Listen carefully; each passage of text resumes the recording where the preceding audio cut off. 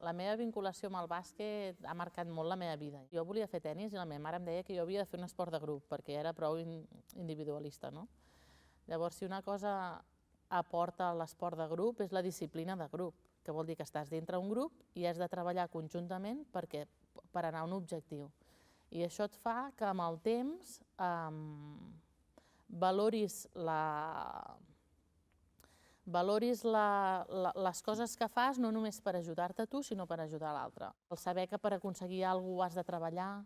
El record d'Immaculada de Castellar és molt, molt bo. Teníem molt bons entrenadors, teníem el Lluís Coromines, teníem el Jaume Pujol, que va ser una ànima important, el Rubén González, la Mary Llorach, el sènior, que d'aquell moment era molt bo, hi havia això, la Montse Garcia, la Mercè Garcia, l'Anna Gili, la Montse Favà, la Gisela Comelles, la Lídia Capdevila, són gent que han marcat moltíssim l'esport a Castellar i era una època molt esplendorosa de l'esport femení.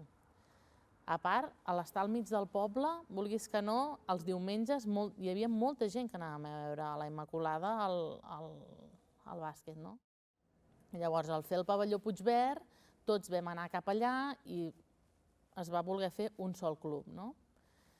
Jo crec que aquí l'esport femení va perdre molt, perquè tot i que després he sigut capitana del sènior femení, no sé, 10 anys o 12 anys, i hem estat a categories altes i hem tingut molt bons equips, però sempre hem sigut el segon equip, sempre el masculí ha estat per sobre.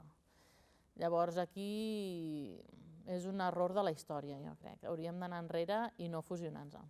Per altra banda, per mi el bàsquet ha sigut tot, no? Va haver-hi una època de la meva vida en què jo era entrenadora, era jugadora del primer equip, en el bàsquet m'he enamorat, m'he desenamorat, he jugat a segona nacional, la primera catalana, he entrenat molts nens que ara els veig i són homes, o nenes que les veig i són mares, i realment per mi el valor més important que m'ha donat el bàsquet és que les meves amistats més importants venen d'allà.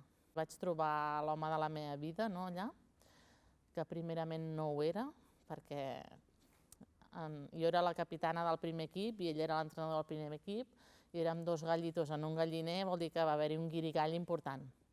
Però bueno, de l'odio a l'amor hi ha un passo, i en aquest cas va ser així i estic molt contenta que hagi sigut així.